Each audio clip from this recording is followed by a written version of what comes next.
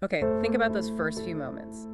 Right after you wake up, they might seem, well, small, maybe insignificant even. Yeah, easy to just gloss over. But what if those quiet seconds could actually shape the entire day ahead?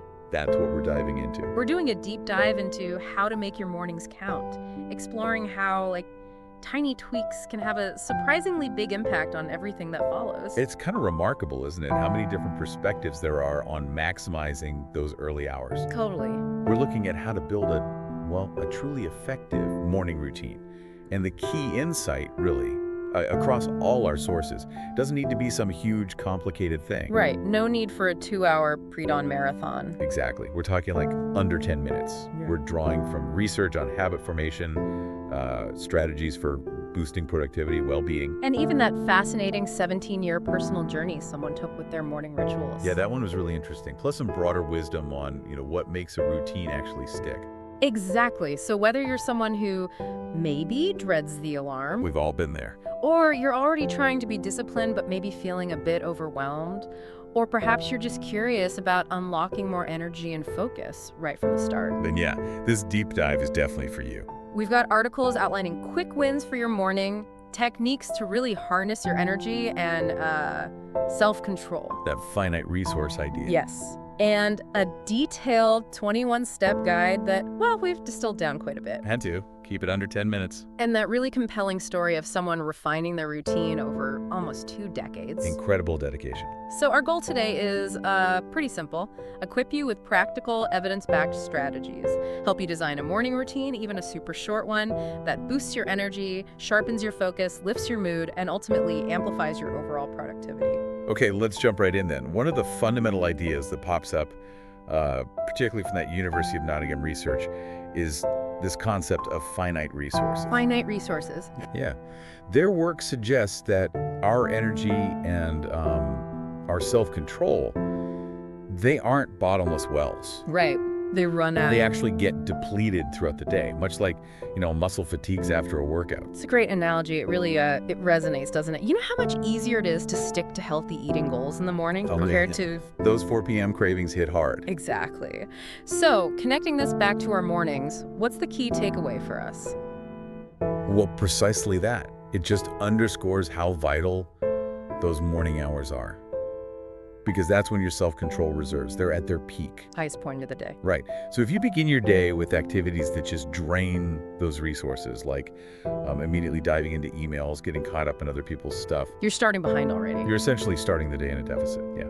So for you listening, the core insight here is, by being deliberate about what you do first thing, you can actually conserve and, well, strategically deploy your energy and self-control throughout the day. Mm-hmm.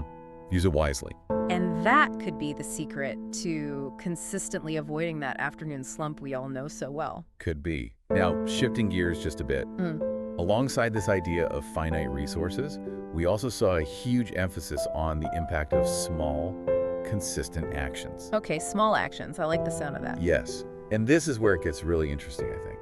It offers a much more accessible approach. Less intimidating. Way less intimidating. Instead of feeling pressured to completely overhaul your mornings, waking up hours earlier, tackling a huge list of tasks, the focus is on the effectiveness of really small, manageable habits. Like the ones in that 10 life-changing morning habits article. Exactly. That's a perfect example. It highlights actions that are incredibly easy to just slot in. And the example they used, just making your bed, that really stuck with me. Simple, right? It seems almost too simple, but they highlighted that immediate sense of accomplishment, that psychological win of completing a tiny task right away. Yes, it's like a small stone that starts a ripple effect. A ripple of productivity and focus. Exactly. It's that initial feeling of, okay, I've already done something today. And that can create real positive momentum. Builds on itself. It also speaks to the critical role of consistency. The sources really emphasize that these small efforts, repeated day after day, that's what leads to significant long-term change. So it's not about grand gestures once in a while. No, not these grand occasional things. It's about showing up for yourself in small, reliable ways, every day. Okay, building on that idea of small wins, another incredibly simple yet impactful habit that appears in, well, almost all our sources is hydration. Yes, the water. It seems like drinking a full glass of water immediately after waking up is a universal recommendation among these experts. It truly is. And the physiological reasons behind it are pretty compelling when you think about it. Why is it so important right then? Well, after sleeping for, 6, 7, 8 hours, hopefully, your body is naturally in a state of mild dehydration. Right, you had anything to drink all night. Exactly. And that dehydration can significantly contribute to that feeling of morning grogginess. Ah, okay. So drinking water first thing helps rehydrate your cells, it kickstarts your metabolism. These things moving. Yeah, and it's also essential for supporting healthy digestion. So it just wakes everything up gently. And some of the sources that even mention this idea of a biohack, adding a squeeze of lemon or maybe a tiny pinch of pink Himalayan salt. What's the thinking there? Yeah, biohack sounds fancy, but in this context, it just means a small tweak to optimize your biology. Got it. So the lemon is often suggested for its maybe mild detoxifying effects and a little vitamin C boost. Okay. The pink Himalayan salt is interesting because it can help replenish electrolytes, which can get a bit imbalanced during sleep. Oh, interesting. Some people find these small additions just give them an extra edge, enhance energy levels, mental clarity. Worth experimenting with, maybe. Okay, so hydrate first thing makes perfect sense. Got it. What comes next? It seems like light plays a really important role, too. Absolutely. Light is huge. Exposure to natural light early in the morning is a powerful regulator of your body's internal clock. The circadian rhythm. That's the one. Getting that light, ideally within, say, the first 30 minutes or so of waking, sends a really strong signal to your body. Hey, it's daytime. Wake up. Yeah, and that directly helps increase your alertness. And that early light exposure also helps regulate your sleep-wake cycle later on, right? So it helps you sleep better tonight. Precisely. It helps suppress the production of melatonin, that's the sleep hormone, and it also boosts the release of serotonin. The mood booster. Exactly, a key chemical messenger for mood regulation. So it's kind of a double whammy. Feel more awake now and potentially feel more positive too. Now what if? What if you don't have a balcony? Or big sunny windows? I mean, what if it's winter and dark? Are there still ways to get that light? Yeah, good question. Even just opening your curtains or blinds wide and standing near a window for a few minutes can make a noticeable difference. Get as close as you can. Okay, so just maximize what you have. Right. And if you consistently wake up before sunrise, some sources do suggest considering a daylight lamp. One of those light therapy lamps. Yeah, they're designed to mimic the spectrum of natural sunlight. It can be a decent substitute if natural light is really scarce when you wake up. All right, so hydrated, soaked up some light. What about physical movement? Do we need to launch into a crazy workout right away? Not at all. Oh? No, the emphasis across the sources is really on gentle movement. Gentle, okay. You don't need a full-blown gym session first thing to get the benefits. Even just a few minutes of simple stretching or some light mobility exercises can significantly improve circulation. Get the blood flowing. Yeah, and reduce that typical morning stiffness, that creaky feeling. Oh, I know it well. And that 10 Habits article even gave a little mini routine example, didn't it? Like gentle neck rolls. Shoulder shrugs, Yeah. simple forward fold, cat-cow stretch. Yeah. Things you can do right by your bed. Yeah, that sounds really achievable. Like anyone could do that in 2 minutes. It is. And the added bonus is that even this minimal amount of movement can trigger the release of endorphins. Ah, the feel-good chemicals. Yep. Which, as we know, have a positive impact on mood. So it's a gentle way to wake up both your body and your mind. Okay, body's waking up. Now let's pivot slightly. What about the mental side? Several sources highlighted the value of mindset practices, even if you only have a few moments. Yeah, this is where we start to kind of harness the power of our thoughts and intentions right at the beginning. How so? Well, one practice mentioned quite a bit is speaking affirmations aloud. Okay, saying positive things to yourself. Exactly. The idea is by intentionally stating positive beliefs about yourself, about your day, you're essentially training your mind through repetition. Like programming it. Kind of, yeah. Your brain starts to align with the messages you consistently feed it. And the article had examples like, I am in control of how I respond today, or today is a new opportunity, things like that. Yes, exactly. It's about consciously choosing empowering thoughts to focus on, rather than letting worry or negativity take over first thing. Makes sense. What else on the mindset front? Another incredibly quick but really potent practice is a brief mindfulness check-in. Mindfulness. Okay, how brief are we talking? Like 60 seconds, Yeah. seriously. Just close your eyes, take a deep breath, bring your awareness to your body. Just notice what's going on. Yeah, notice any sensations without judging them. Ask yourself maybe, how am I truly feeling right now? Or what does my body seem to need? Is my mind calm or busy?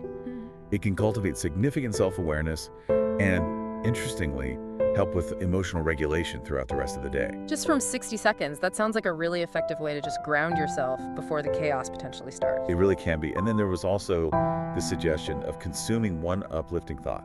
One uplifting thought, what does that entail? It just means intentionally exposing yourself to something positive or inspiring right at the start. Okay, like what? Could be a motivational quote you like, maybe a very short uplifting podcast clip. Like this one? Maybe.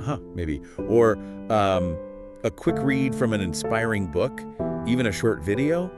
The point is just to set a positive emotional tone. Proactively guarding against negativity. Exactly, before it creeps in. Okay, so we've covered physical well-being, mental state. Now, how do we weave in some intentionality, being purposeful in those first few minutes? This is pivotal, really key. A recommendation that appears consistently, almost universally in these sources.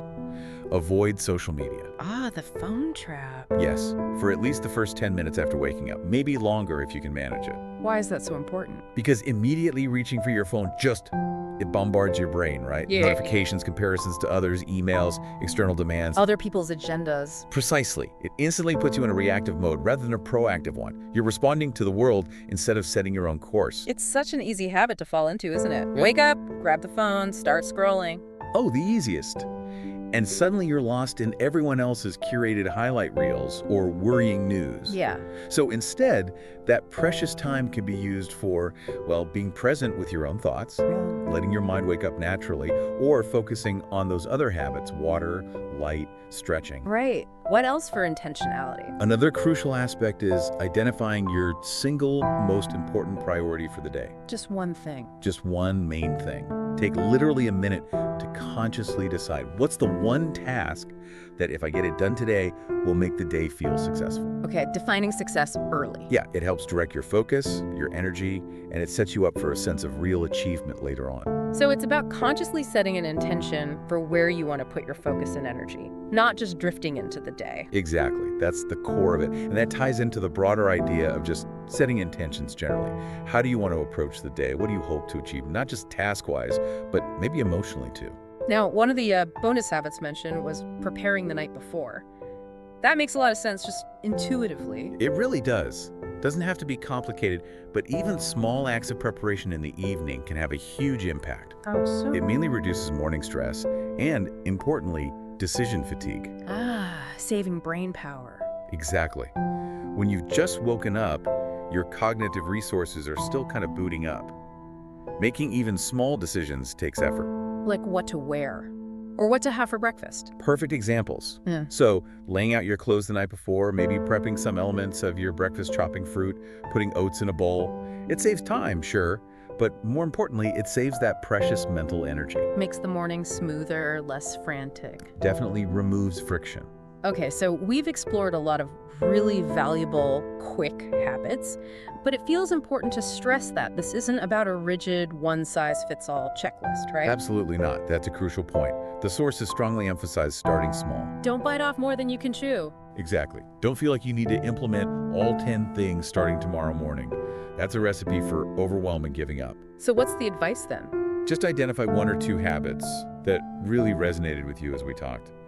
Which ones feel the most achievable, the most appealing to you? Start there. Integrate just those into your existing routine. And I remember reading about a strategy called habit stacking. How does that fit in here? Yeah, habit stacking is a great technique. It's very effective for integrating new routines by linking them or stacking them onto habits you already do without thinking. Okay, give me an example. Sure. So you could decide, after I turn off my alarm, existing habit, I will immediately drink my glass of water, new habit. Linking them together. Or, while my coffee is brewing, existing habit, I will do 3 cat-cow stretches, new habit. Got it. So you anchor the new habit to something that's already automatic. Precisely. It makes it much easier to remember and much more likely to become automatic itself. The overall message then seems to be about flexibility, tailoring the routine to fit your life, not trying to force yourself into some perfect rigid structure you saw online. Exactly right. The most effective morning routine is the one that you can consistently stick with and the one that genuinely makes you feel better. It's about being attuned to your own needs, your energy levels, your preferences. Adapting it as needed. Yeah, totally. Yeah. Maybe some days you only have time for water and light. That's okay. It's not all or nothing. And finally, let's touch on the deeper why. Why even bother with a morning routine? It's not just about ticking off tasks to be more productive, is it? No, not at its core. It really transcends mere productivity, although that can be a great side effect. Several sources highlighted that a good morning routine is less about frantically doing. And more about intentionally being. Exactly. It's about carving out that little bit of dedicated space. For internal enjoyment, maybe? For reconnecting with yourself, your deeper self, before the world starts making demands. It's about that me time that often feels, well, indulgent or selfish maybe, but it sounds like it's actually fundamental. It truly is. Investing that time, even just 5 or 10 minutes, in nurturing yourself allows you to cultivate a greater sense of balance, feeling grounded. More intentionality as you go into the day. Yes, and it's not selfish. It's really an essential investment in your overall well-being. And that ultimately has a positive ripple effect on everyone around you. How so? Well, when you start your day feeling calmer, more centered, more purposeful, you're just better equipped, aren't you? Yeah. Better equipped to handle challenges, to support others, to show up from a place of inner strength, not depletion. That makes a lot of sense. So it's clear then, even these small investments of time, of intention, right at the start of the day, they can lead to genuinely significant positive changes. Absolutely. Not just in the immediate hours that follow, but potentially, yeah, in the whole trajectory of your day, your week, your life over time. So just to recap the core insights we've covered today. 1, our energy and self-control are finite. Use them wisely in the morning. 2, small, consistent actions have huge power. Don't underestimate them. 3, hydration, first thing is vital. Drink that water. 4, natural light exposure is key for your body clock and mood. 5, gentle movement beats doing nothing. Just stretch a little. 6, brief mindset practices, affirmations, mindfulness can make a difference. 7, be intentional. Avoid social media early. Pick one priority. 8, prep the night before to make mornings smoother. Bonus points. 9, tailor it. Start small, use habit stacking, make it yours. It's not rigid. And 10, remember the deeper why. It's about being, not just doing. Reconnecting with yourself. Those are all really practical, actionable takeaways for you listening to consider. Definitely. So as you reflect on your own mornings, maybe think about which of those strategies really resonate, which ones feel doable. Yeah, perhaps choose just one, or maybe 2, max. And just experiment with incorporating them into how you already start your day. See how it feels. And maybe, as you look ahead to tomorrow morning, consider this. Okay. What single small adjustment could you make that might potentially unlock a significant boost in your energy, maybe your focus, your overall sense of well-being? And then think, what broader impact might that seemingly tiny change have if you kept it up over time? Yeah, something valuable to ponder as you start your next day.